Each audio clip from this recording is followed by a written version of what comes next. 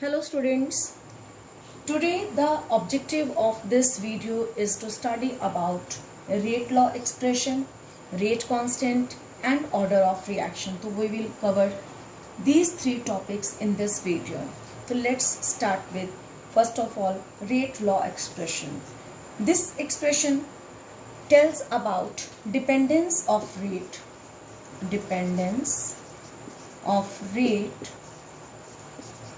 on concentration of reactants.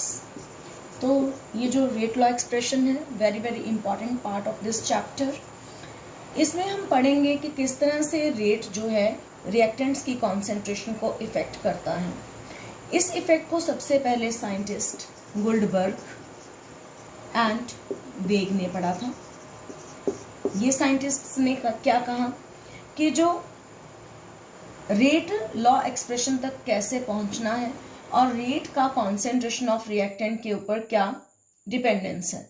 For example अगर हम कोई जनरल रिएक्शन कंसीडर करें ए plus B form products,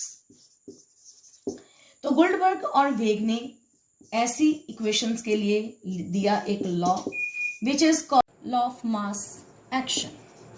students basically ये लॉ क्या स्टेट करता है कि rate is directly proportional to product means multiplication, जिसको ना भी लिखे नो नीड टू राइट. और यहाँ पे रिएक्टेंट्स कौन से हैं ए एंड बी कैपिटल, और ये जो स्मॉल एज और स्मॉल बी हैं उनके स्टोकियोमेट्रिक कोएफिशिएंट्स. और ये लॉ कहता है कि rate is directly proportional to product of reactants raise to the power of their stoichiometric coefficients. तो इसी रेट को अगर हम यहाँ पे ये प्रोपोर्शनैलिटी सिंबल डाला है और अगर इक्वल टू डालें तो क्या बन गया, एक हमने कांस्टेंट ले लिया, that constant is considered as K. और के क्या है, rate constant or rate capital A और capital B, that is concentrations of molar concentrations of reactants. Small a and small b are stoichiometric coefficients. Basically जब भी कोई chemical reaction चलता है और अगर हम टाइम और कॉन्सेंट्रेशन के बीच में ग्राफ देखें तो क्या होता है कि प्रोडक्ट्स का कॉन्सेंट्रेशन इंक्रीज होता है which can be drawn like that. This curve is for products. और रिएक्टेंट्स का कॉन्सेंट्रेशन विद टाइम डिक्रीज होता है and this curve is for reactants. तो जब भी रिएक्टेंट्स का डिक्रीज होगा अमाउंट, प्रोडक्ट का इंक्रीज होगा. और रेट किसके ऊपर डिपेंड करेगा, रिएक्टेंट्स की मोलर कॉन्सेंट्रेशन के ऊपर. तो ये हमें गुल्डबर्ग और वेग ने लॉ ऑफ मास एक्शन दिया और मास एक्शन का ये एक्सप्रेशन है. हाउएवर यहाँ पे हम बहुत ही इंपॉर्टेंट पॉइंट पढ़ने जा रहे हैं. हाउएवर जब उसने थ्योरेटिकल बात की तो ये लॉ दिया, और जब उसने इसी को एक्सपेरिमेंट करके देखा तो ही ऑब्जर्व्ड दैट कि कुछ और ही चेंजेस आए हैं. जाने कि हमारे पास ये बैलेंस्ड केमिकल इक्वेशन में जितने स्टोकियोमेट्रिक कोएफिशिएंट्स हैं, जैसे यहाँ पे ए और बी, ये जरूरी नहीं है कि सारे के सारे रिएक्ट करके प्रोडक्ट बनाए. उसने यही ऑब्जर्व किया कि ये सारे रिएक्ट नहीं किए, इसमें से हो सकता है कितने रिएक्ट किए, हाफ रिएक्ट किए, हाफ से ज्यादा किए, 99% किए, 89% किए, या कितने किए, हो सकता है सारे रिएक्ट कर गए. लेकिन ऐसा उसने ऑब्जर्व जब एक्सपेरिमेंटली किया तो उसे नहीं मिला कुछ भी. तो जो उसे एक्सपेरिमेंटली नजर आया उसमें rate is directly proportional to, उसने फिर एक और नई बात दे दी. और एक्सपेरिमेंटल है, यानी कि एक्सपेरिमेंटल का मतलब एक्चुअल प्रैक्टिसेस में क्या ऑब्जर्व किया गया कि रेट ए और बी के ऊपर ही डिपेंड है, लेकिन उनकी पावर्स, उनके स्टोकियोमेट्रिक कोएफिशिएंट सारे के सारे नहीं है. उसमें से उसने क्या ले लिए, सपोज कर लिए अल्फा और beta. So this is called, यहां पे भी हमने के लगा लिया, this expression is called rate law expression. ये एक्सप्रेशन थी law of mass action and this expression is called rate law expression. तो चाहे ये इक्वेशन है चाहे ये इक्वेशन है, ये थ्योरेटिकल इक्वेशन थी, ये एक्सपेरिमेंटल इक्वेशन है.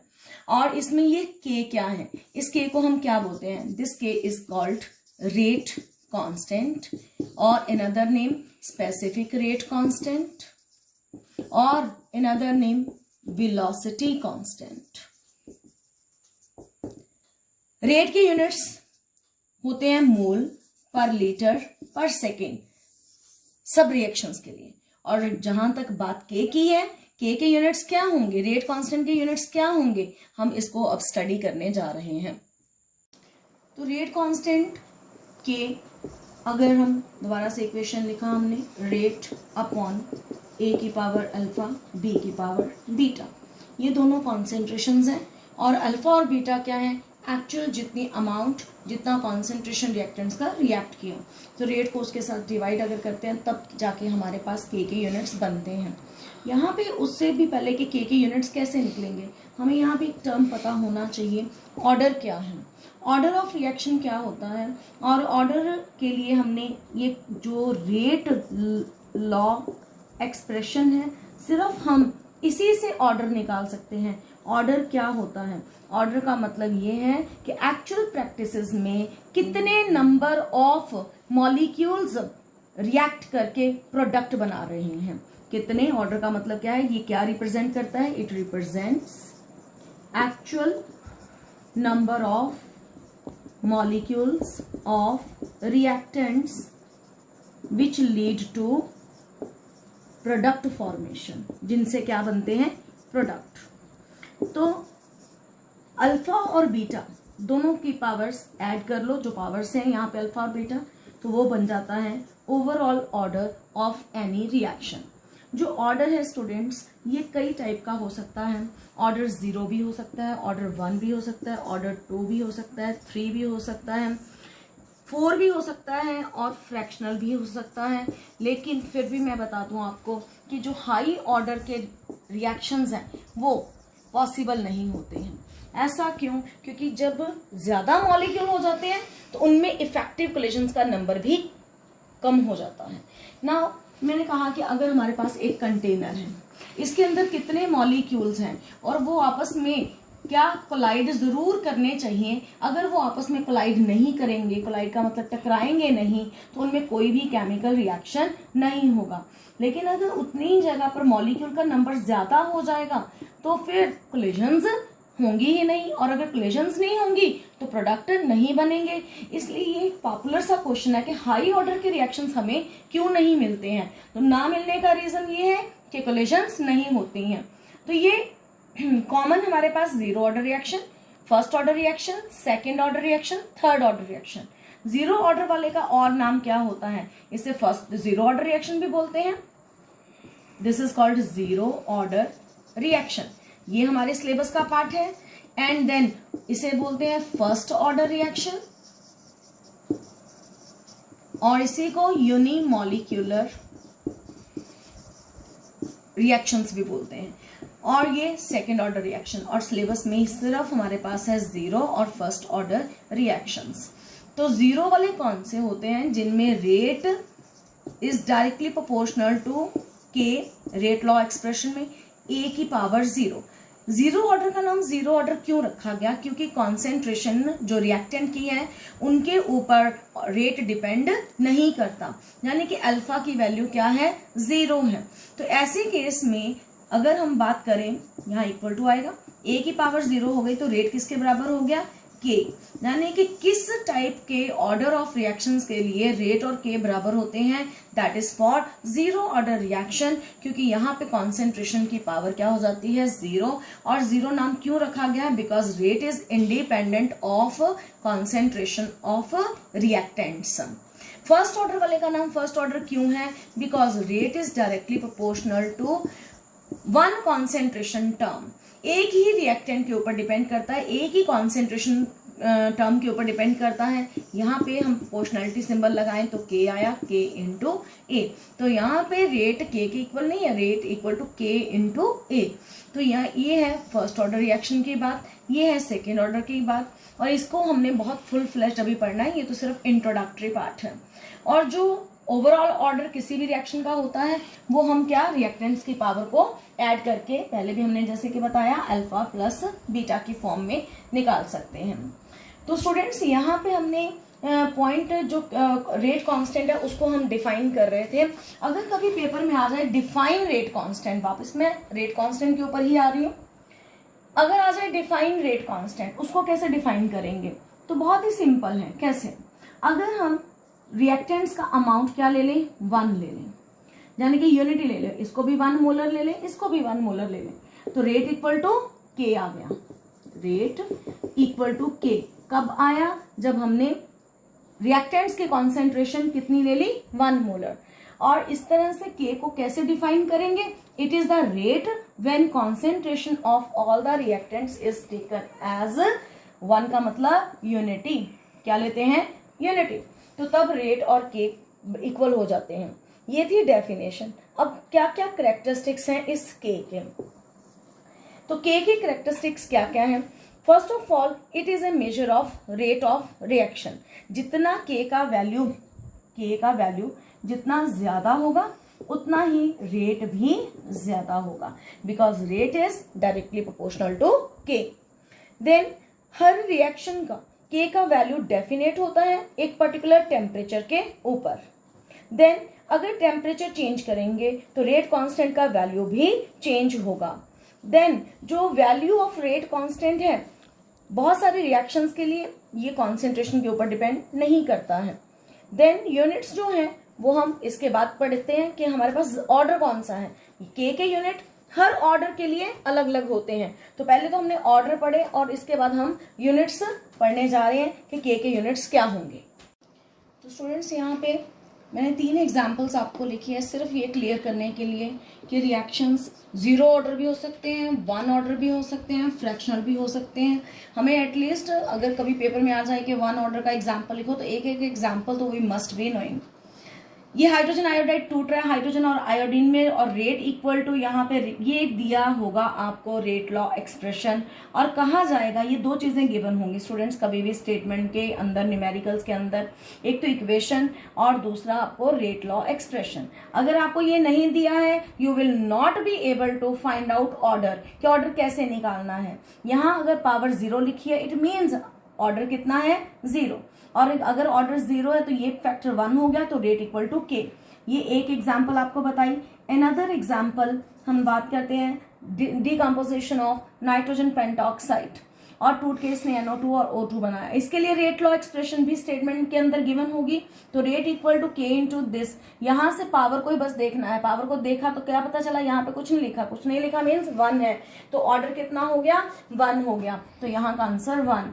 Third equation H2 plus Br2 gives 2 HBr, और रेट इक्वल टू के इंटू H2 Br2 की पावर हाफ दी, H2 के ऊपर कुछ नहीं लिखा मीन्स 1। ऑर्डर ऑफ रिएक्शन सिर्फ पावर्स को ऐड करनी है और आपके पास ऑर्डर आ जाएगा ये 1/2, यानी कि ये क्या आ गया, फ्रैक्शनल। तो this is the example of fractional reaction. आपको अगर ऑर्डर 1 निकल आया तो आपका आंसर क्या बन गया, reaction is unimolecular, means rate depends upon only 1 concentration term. और यहाँ पे अगर 0 आया है it means rate is independent of concentration term, वो किसी कॉन्सेंट्रेशन टर्म के ऊपर डिपेंड नहीं कर रहा है। तो now I am going to talk about K units क्या है। तो के यूनिट्स का जनरल फॉर्मूला, स्टूडेंट्स 2 फॉर्मूले लिखे हैं। ये के यूनिट्स हैं जनरल फॉर्म में, इन जनरल, और n क्या है यहाँ पे, n represents order of reaction, n represents order of reaction. जैसे कि अगर हम बात करें हमारे पास 0 ऑर्डर रिएक्शन है तो यूनिट्स क्या होंगे, तो निकालते हैं 0 ऑर्डर के लिए, 0 ऑर्डर के लिए n का वैल्यू 0 हो गया, k equal to concentration, concentration की वैल्यू क्या लेंगे, मोलर कॉन्सेंट्रेशन है, मोल पर लीटर, और 1 माइनस 0 टाइम सेकेंड्स में सेकेंड इनवर्स।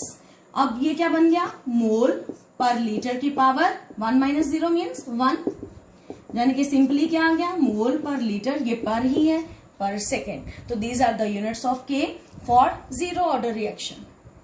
यही अगर 1 के लिए आ जाए तो वो कैसे निकालना है, फर्स्ट ऑर्डर रिएक्शन के लिए के यूनिट्स, ये दोनों यूनिट्स बहुत बार पेपर में आ रखे हैं, मोल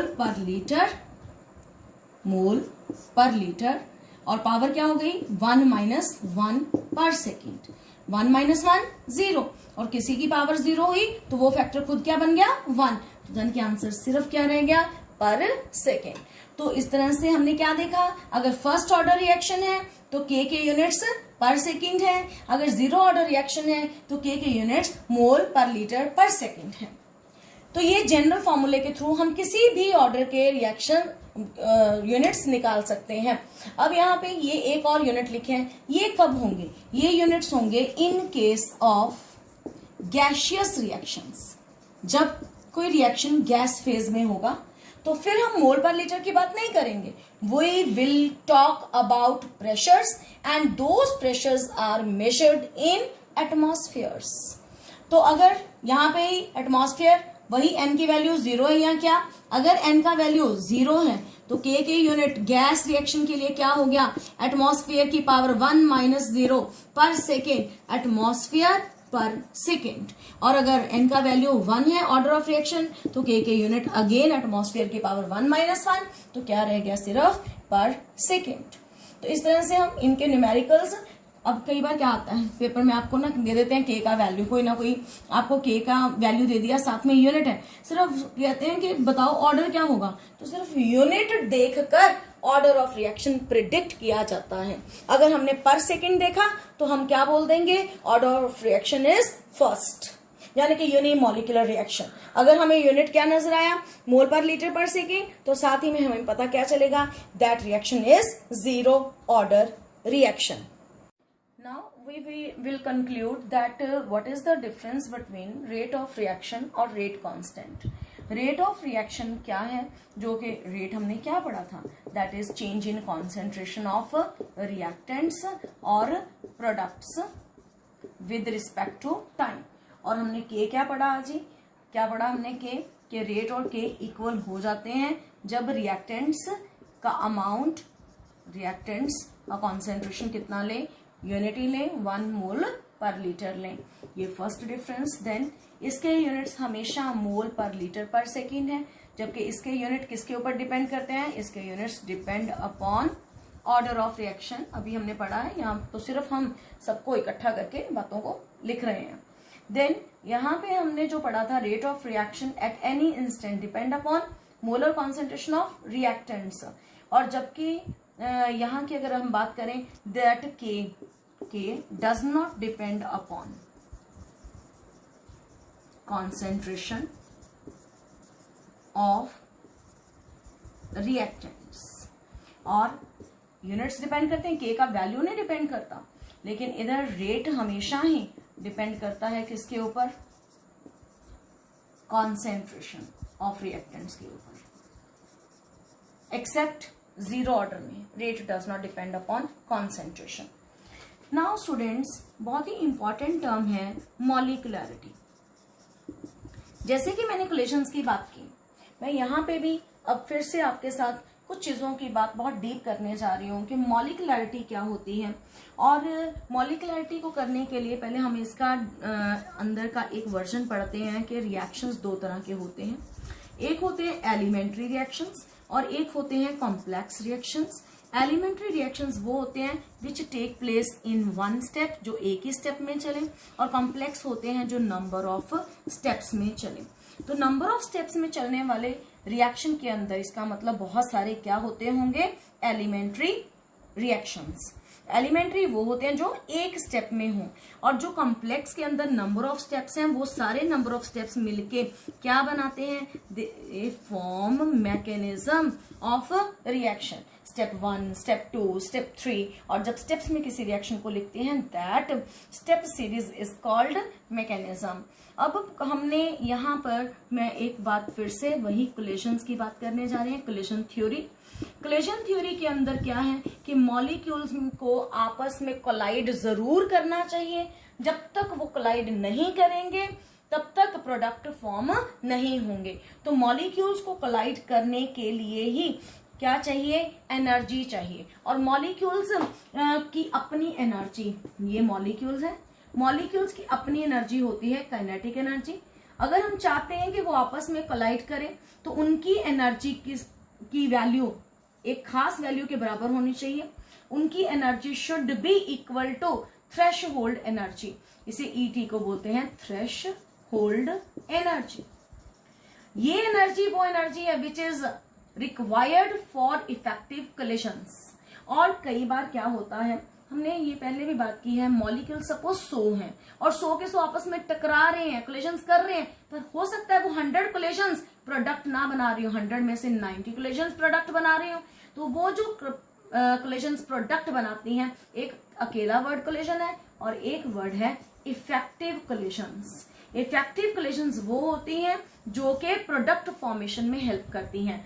टकराना सबने है, लेकिन जो इफेक्टिव प्रोडक्ट बनाए those collisions are called effective collisions. और कोलिशंस होने के लिए क्या होना चाहिए, kinetic energy should be equal to threshold energy. और कई बार थ्रेशहोल्ड एनर्जी के इक्वल नहीं होती है, तब जो बाहर से एनर्जी दी जाती है ताकि मॉलिक्यूल्स की काइनेटिक एनर्जी थ्रेशहोल्ड के इक्वल हो जाए, that energy is called activation energy. तो एक्टिवेशन एनर्जी का डेफिनेशन क्या हो गया, it is the minimum amount of energy supplied to the molecules so that their energy becomes equal to threshold energy to make effective collisions और make products. Now इस mechanism के अंदर, complex reaction के अंदर बहुत सारे स्टेप्स हैं, steps के अंदर मैकेनिज्म है। तो वो स्टेप्स दो तरह के हो सकते हैं, स्लो भी हो सकते हैं, फास्ट भी हो सकते हैं। और उनमें से जो स्लो स्टेप होते हैं they are called rate determining steps. Rate determining steps. और स्टूडेंट्स यहाँ हम साफ बात एक क्लियर कर दें, मॉलिक्युलैरिटी के अंदर हमारे पास मॉलिक्युलैरिटी का डेफिनेशन क्या हो जाएगा, जाने के मॉलिक्युलैरिटी क्या हो गया, जितने भी एटम्स हैं, आयंस हैं, मॉलिक्यूल्स हैं जो कि जिनको कोलाइड करना चाहिए एक दूसरे के साथ ताकि केमिकल रिएक्शन हो सके, उसे मॉलिक्युलैरिटी बोलते हैं। तो मॉलिक्युलैरिटी का मतलब है number of particles must be colliding to form a chemical reaction। तो इसे हम क्या बोलते हैं, molecularity of the reaction। तो स्टूडेंट्स इस molecularity of the reactions के अंदर सारे मॉलिक्यूल्स को कोलाइड करना चाहिए, वो मॉलिक्युलैरिटी होती है। पर जो एक्चुअल प्रैक्टिसेस में प्रोडक्ट बनाए वो क्या होता है, ऑर्डर। तो यहीं से हमने क्या पढ़ा, मॉलिक्युलैरिटी और ऑर्डर में डिफरेंस। मॉलिक्युलैरिटी हमेशा होल नंबर होती है, मॉलिक्यूल कितने रिएक्ट कर रहे हैं, 2, 4, 5, 6 कितने। जबकि हमने ऑर्डर क्या पढ़ा अभी अभी कि ऑर्डर तो फ्रैक्शनल भी होता है, ऑर्डर तो जीरो भी होता है। मॉलिक्युलैरिटी कभी जीरो नहीं हो सकती, कभी पॉसिबल हो सकता है कि कोई मॉलिक्यूल ही ना हो और केमिकल रिएक्शन हो जाए। केमिकल रिएक्शन होने के लिए मॉलिक्यूल का होना तो बहुत जरूरी है। तो molecularity can not be zero whereas order can be zero. तो यहां से हमने मॉलिक्युलैरिटी और ऑर्डर का डिफरेंस भी देख लिया। Then order can be fractional whereas molecularity can't be fractional. Then order is counted in actual practices, molecularity is theoretical concept.